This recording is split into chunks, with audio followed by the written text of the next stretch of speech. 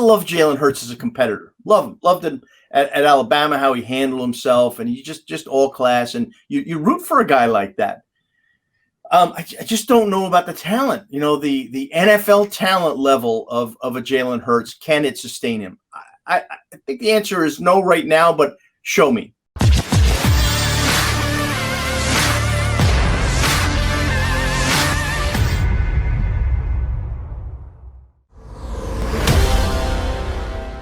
Mac guys here with you on Birds 365. We appreciate you hopping aboard with us. We appreciate our next guest hopping aboard with us. His first time on Birds 365. Won't be his last if we can convince him to come back. We don't beat him up too bad this time. Outstanding football writer. He's been doing it for Newsdays in New York for years. And football author. Last time, the book that he wrote, he was good enough to send me a copy of Guts and Genius, his three-coach football mantra with three of the all-time greatest in the history of NFL coaching. Bob Glauber jumps aboard with us here on Birds 365. How are you, Bobby G? I'm good. How you guys doing? Thanks for having me. Good to see you, Bob. And also congratulations on the PFWA, Pro Football Writers of America Career Achievement Award. So that under your belt as well. So congratulations on that. I do want to steer the direction quickly to James Jones, because James is breaking news lately. First to Neil Hunter in Minnesota. Now he's telling everybody to relax with Aaron Rodgers. Is he correct? I think he is correct. I think at the end of the day, when that day will be, we don't know. Aaron Rodgers will be under center for the Green Bay Packers this season. It's just a matter of getting from here to there, which is a big deal. I mean, there's a lot of bad stuff that has kind of gone on simmering, I would say. It's, Aaron Rodgers is not an in-your-face kind of guy. He's very understated, but he lets you know how he feels, right? When he says it's a people business, he says it's a people's business. That means, hey, this guy over here stinks, right? And you know who I'm talking about. Mm-hmm. So I think it'll get worked out. What has to happen is, and really what the final result will be, is how long they're going to sign him to, if they do extend him, contract wise. Otherwise, if there's nothing done, I would think this would be his last year. I was surprised actually I've been surprised twice in the last couple of weeks, where the Green Bay Packers have said things publicly that just seem to antagonize Aaron Rodgers. Why would you make an analogy of a former executive used to say, well, he's a complicated fella. So leave it at that. Aaron Rodgers is a complicated. Why would you pick a fight with your quarterback if you want to resolve the issues that you have with him by making a public statement like that? What was Mark May thinking? Yeah. He is obviously on the spot here. And, Murphy is a very thoughtful guy, former player, former union chief, and now president of the Green Bay Packers. And he's got a lot riding on this. So I think, the incendiary word there was not complicated. It was fella. He's a complicated fella, isn't he? Like a little guy. And Mark Murphy was going against his own advice and that is, hey, when you have a situation like this, the less said, the better. And there's no doubt that the less said, the better. Let this thing kind of go on behind the scenes. And it has been going on behind the scenes. That, I think, is worth remembering, that they have made several trips out to see Aaron Rodgers in person. They have tried to work this out through his agent. And, it's been one thing after another in terms of behind the scenes stuff. But, Rodgers has been there a long time. He has carried that franchise. And I think a lot of quarterbacks, and I've seen it in New York with Phil Simms. I've seen it with Joe Montana and Steve Young. They get not so much Young because he didn't play all that much, but they get to what I call quarterback middle age. And there's a certain spot, and Brady had a little bit in New England. There's a certain time in your career when you've accomplished a lot, you've won championships, and you get a little bit disillusioned. You have your ideas, and if they're not listening to them, you get a little frustrated, and you say, you know what, maybe the grass is a little greener. And you're seeing that more now. I think Tom Brady opened the floodgates with what he did. Now, he played 20 years in New England, and worked out a deal where he could be a free agent after 20. So he gave whatever he had. But I think that has really changed the landscape, that quarterbacks more and more are now going to look to determine, where their future lies. And I think Rodgers is in that group now. Bob, that's an interesting sort of way to phrase it, quarterback middle age. It seemed to be happening in Seattle with Russell Wilson a little bit, but they seem to have kissed and made up, at least for the short term. How difficult is it to deal with these quarterbacks in a more, I don't want to say it's NBA-like, but there certainly seems to be more player empowerment as we move forward in the NFL? Yeah, I think the Seahawks did a good job of being quiet. Now, Pete Carroll is one of the most talkative guys that you're ever going to find in the NFL, but he kept it close to the vest. He never said anything antagonistic about Russell Wilson, and everything public that he said is, hey, he's our quarterback. We still believe in him. We want to work this out if there's anything to be worked out. And he didn't even have to say that. So they played it smart. Now, I think the NFL is becoming a little bit, there's an NBA, a little bit of a dynamic going on. I don't think it'll ever be total NBA because there are so few players in the NBA and difference makers are just so unusual and rare. And when they, when LeBron wants to do something, he does it, and the world follows, and things change, the landscape changes. It's just not that way in football because there's so many players, and players do come and go. So I think that it will be safe from that point of view in terms of there won't be this willy-nilly movement going on. But then again, this quarterback class, a merry-go-round, has been unprecedented in part because of quarterbacks wanting to determine their own future. There was some, like the trade from Los Angeles. Stafford had enough in Detroit. So there is that, but I don't think it's going to fundamentally change the NFL. But you're going to see this, a little bit more as we go along. In these type situations, you have the quarterback, you have the team he plays for, you have their relationship, there are issues, there are hurdles, and then you have where the Houston Texans are at with Deshaun Watson. There's a third party there, and it's called courts. It's called civil court and lawsuits and the like, which makes it that much more difficult to decipher. And the NFL has to take a stand in this as well because they're doing their own investigation, but they don't necessarily want to come out with a stance till after court cases are settled. Mm-hmm. In other words, it's a big mess down there in Houston. Is camp the only thing that will push the information and the stuff that we need to know along? Is this just going to sit out there and fester until someone has to make a decision, be it Deshaun Watson showing up, be it the Texans asking to have him put on a suspended list, be it the NFL acting? How does this shake out? Do we just sit here for the next month and wait to find out?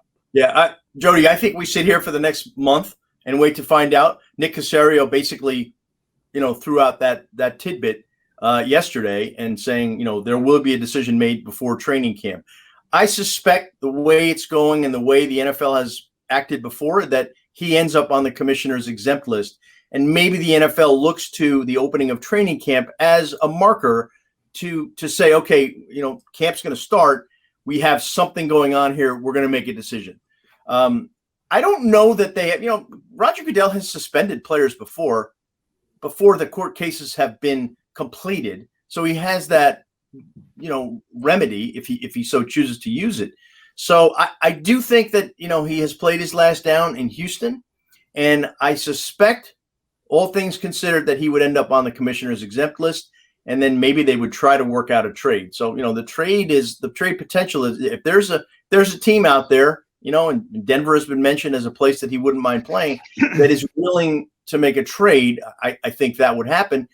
But there's no guarantee that a trade would mean that he comes off that list. So I think right now it's looking at he will just be sitting and waiting for something to happen court-wise or NFL investigation-wise, and in the meantime be on that exempt list.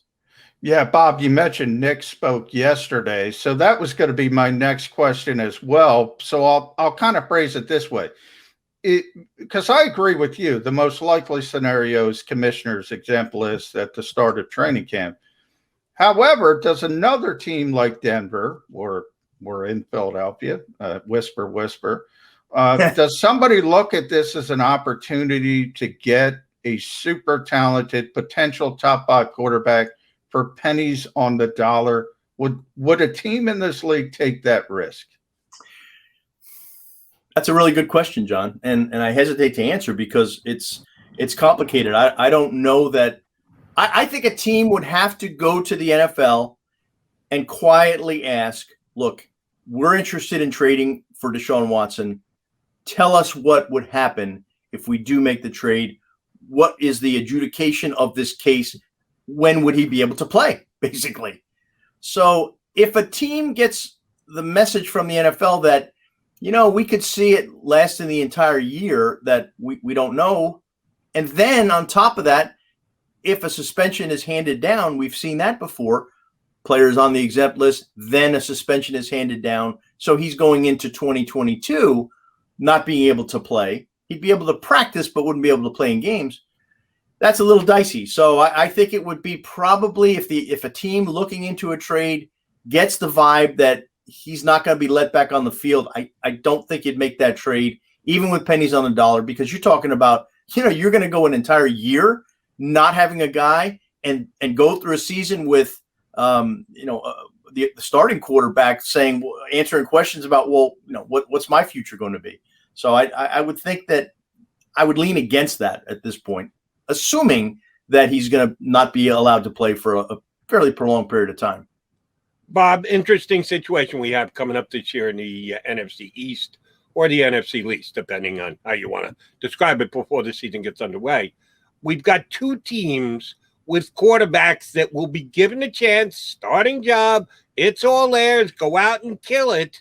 But if they don't, the teams seem to look to be ready to go in another direction. And that would be the Eagles, and at least for my money, the New York Giants, because I have not been wowed by Daniel Jones at all. I know they used a high first-round pick to get him, but his play has not excited me. They have upgraded the weapons around him this upcoming year. So it looks to me like with Jones, it's a make it or break it year. I know that's the case with the quarterback here in Philadelphia with Jalen Hurts. They're going to give him this year. They're rooting him home. They want him to prove he's a franchise quarterback. But if he's not, the Eagles have certain things in place that they can make a change.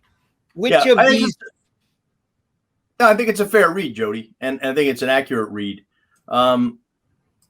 Hurts, it is a make or break for both of them. And, if you want to say, hey, should we say make or break for Ryan Fitzpatrick? Just kidding. It's always make or break. It's the 10th consecutive year of make or break for Ryan Fitzpatrick. He's great. But I think, like, Hurts has a little less it's a little more tenuous with him, to me. Second round pick, not as invested in terms of that. I love Jalen Hurts as a competitor. Loved him at Alabama, how he handled himself, and he just all class. And you root for a guy like that. I just don't know about the talent. The NFL talent level of a Jalen Hurts. Can it sustain him? I think the answer is no right now, but show me. Daniel Jones, they drafted him in the top 10. They have invested a fortune in weapons around him. Kenny Golladay being the most recent, and Kadarius Toney as a first-round pick, a wide receiver. So this is make or break for Daniel Jones, in my opinion. And even if they say, and Joe Judge has played this one very smart, he has defended his quarterback at all times. He knows that, though, that you've got to produce here, especially when everything around you is made to succeed. Saquon Barkley coming back. The offensive line, a little bit of a question, but those two situations are absolutely worth monitoring. Just a bit of a different dynamic because of where they were drafted and where the upside is with each of those guys. Nationally, Bob, not much is expected with the Philadelphia Eagles. You know what power rankings are this time of year and what they're worth. But nonetheless, a number of high-profile people have them bottom 5. Maybe if they're being really optimistic. They'll put him at 23, 24. Does it just come down to the coach and the quarterback? Nick Sirianni, happy birthday again, turns 40 today. Little bit out there from an energy level. How is that playing nationally? And then you mentioned a little bit about Hurts.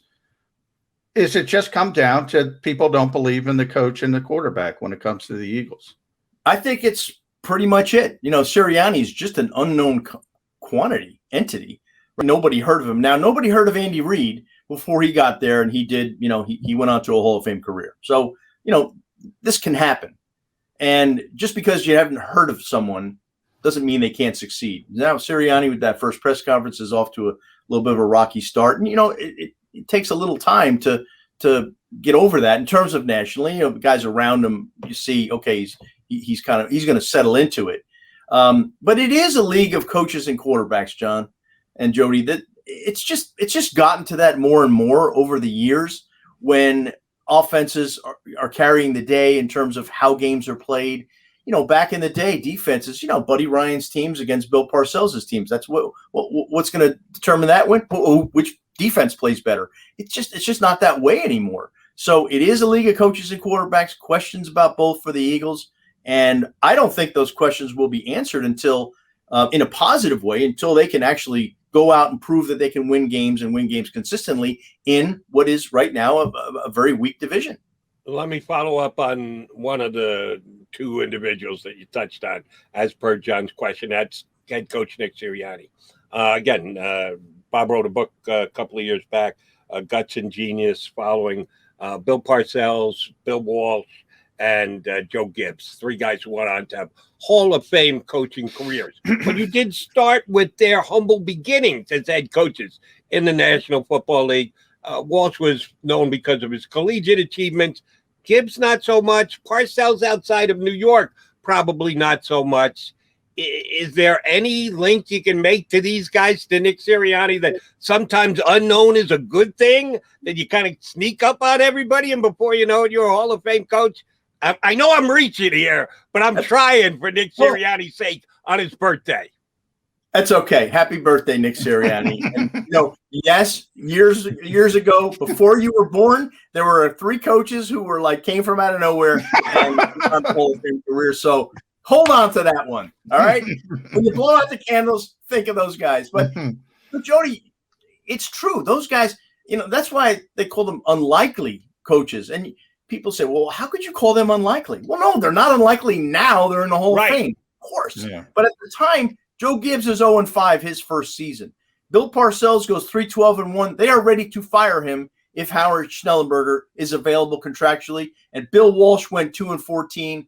He thought he was going to get fired midway through his second season. So, and that's back when the pressure wasn't as much as it is now. So you need a little patience. Now, those guys had patience. It was different NFL. You could build your teams differently and more patiently. It is now instantaneous in this league. It's what have you done for me today, times 10. So Sirianni absolutely has his work cut out for him. Frank Reich, I'm sure, has told him everything about what he's going to face as a head coach and as a head coach in Philadelphia. There's nothing quite like it. I think it's tougher to coach in Philadelphia than it is in New York. I truly do, because of the intensity, the expectation, the attention that is paid on that team compared to, it's spread out a little bit in New York. There's 9 pro teams. In football season, it's the Eagles and everybody else. And it's very tough, very intense. Andy Reid was a special guy to be able to kind of weather it, come through it. And then by the end, he was done. He knew it. The team knew it. And then he goes on and builds it back up. He's going to the Hall of Fame. Bob, obviously you're in New York, so you're closest to a second-year head coach and a rookie head coach with the Giants and Jets. So how are things going for Joe and Robert? What do you see from them as far as developing on the job? Obviously very early for Jody's Jets. Yeah, well, Saleh, I think, is going to be a quality head coach. The question is, how does he attack that learning curve like there is for every head coach? He's a smart guy. Players like him. Players gravitate toward him. He's a good defensive influence. He's not calling plays, which I think helps him to kind of manage the entire team. That was a huge problem for Adam Gase. Guys, you would never have believed watching practice with an Adam Gase coach team. He spent all the time with the offense, did not even talk to Greg Williams. It was so weird. And that was traumatizing to the ownership. And they wanted a CEO. Now, nobody's a CEO. You develop into that. But Saleh is willing to just say, all right, I won't call the plays. Jeff Ulbrich will do it. So I think he's going to be good. And, Zach Wilson, if he's good, this is going to be a combination that we'll see for a long time. Judge really acquitted himself very well last year. He's, being a Philly guy, he knows what the deal is. He's got that toughness mentality. He loves the Giants as a franchise, after, purging himself of his childhood allegiances. But he's a straight shooter, and he has earned the respect of the team, the fans, and the media as well, because he'll just go out there and take it. He's the same guy every day, and that's very, very helpful for his situation. Knowing your coaching expertise and your ability to know what has happened, what can happen, what will happen, I'll give you this question. Will we ever see Doug Pederson on an NFL sideline again? Nice when you've got a Super Bowl ring, and that's a pretty damn big accomplishment. You always love to get that second one unceremoniously let go here in Philadelphia. He's getting paid this year, doesn't have to sweat it. But do you think Dougie P gets another NFL head coaching job at some point down the line? I would say yes, Jody. I think there's a lot to like in Doug Pederson. Look, we all saw how it went, it went off the rails, and it was terrible by the end. He had lost control, but I think in the right situation, like an Andy Reid, where he gets, synced up with the front office, and there is an energy and a synergy there that helps him. So I think coaching wise, man, that was as aggressive a coach during that Super Bowl year. That was as good a coaching job as there has been in the NFL, winning with a backup like that and beating a coach for the ages and a team for the ages and scoring at will. That was like a 7-on-7 drill, for God's sake. And I think that the Patriots learned a little bit that, their defensive problems really haunted them. But I got to believe that if he gets rested and recharged, and there is a situation that is I would say a veteran general manager who kind of can weather a few bumps early on, would take a Doug Pederson, and I suspect that he will coach again. Bob, you brought up something interesting. I want to go down because you did write the book. It Father's Day coming up, so I want to plug it again. It's been out for a while, but it's a great book, Guts and Genius, story of three unlikely coaches, Bill Parcells, Bill Walsh, Joe Gibbs. So everybody should pick it up. But you mentioned CEO coaches, Bob. I've always been, from the outside looking in, I've always said, why aren't there more CEO coaches? And it was Tom Coughlin who told me, you can't be a CEO immediately because you got to put your imprint on the organization. To me, it makes more sense for a young coach to encompass everything and make sure everybody's doing what they wanted to do. You just mentioned Adam Gase. Where am I wrong on that? Why aren't there more CEO coaches from the get-go? There's a couple of reasons, John. One is that coaches are hired for what they have done and what their specialty has been. And it's trending much more toward offensive coaches. So an offensive coach is going to get hired because he was good with his quarterback. He was good with his offense. And that's what you want. I go back to, and I'm going to go back to Mike Holmgren, and he said something very interesting about that. So the coach has that kind of specialty that he wants to impart, and you can't do that as a CEO. You're giving it, no matter how much influence you have, you're not calling the plays if you're the CEO. You've got to trust your offensive coordinator. And the second thing is that, you've got to be able to adjust. There's so many things that come at you as a head coach. You can have 20 things written down on a piece of paper that this is what I want to accomplish today. And then 5 things are going to happen that came from out of the blue. So it's just a dizzying set of circumstances.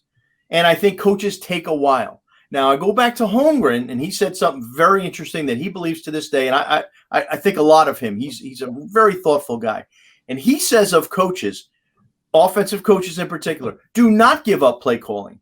That is what got you there. Gut it out, withstand the pressure, and trust what's inside yourself. And don't, succumb to that push to be the CEO. That's what got you there. Go with what you know, and it'll work out better from there. So I think there is something to that. Now, every coach develops differently over time. Like Walsh had to call plays, and it literally drove him insane. I mean, he was a genius. He was brilliant, but it short-circuited his mind. You just can't do it over a long period of time. Vermeil burned himself out every time. I think about that time when he had the epiphany when he had to quit.